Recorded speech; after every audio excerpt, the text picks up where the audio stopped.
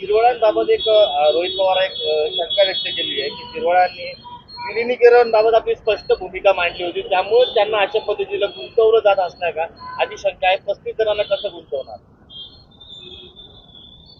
हे त्यांचं मत असेल, परंतु मंत्रालयात अशा पद्धतीनं लाचखोरी होणं, मंत्रालयात काय कुठेही होणं चुकीचंच आहे. पण मंत्रालयात होतं आणि तिथं त्या मजल्यावर पोलीस खात्याचे लोक घुसून मंत्रालयातल्या एका कर्मचाऱ्याला अटक करते. दुर्दैवाने लाजीरवाणे या महाराष्ट्राला. या महाराष्ट्रात मंत्रालयात जाताना सगळ्यात आधी छत्रपती शिवरायांचं दर्शन करावं लागतं. या छत्रपती शिवरायांचे शिवशाहीचं राज्य या महाराष्ट्रात असावं.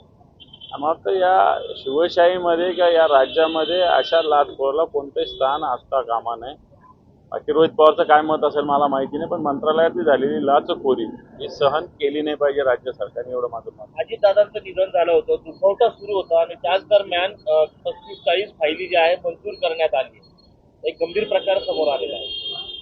आपल्याकडे एक म्हण आहे ना, मड्याच्या टाळूवरचं लोणी खाणं, हे अतिशय घृणास्पद लाजीरवाणा हा प्रकार आहे जर झाला असेल तर.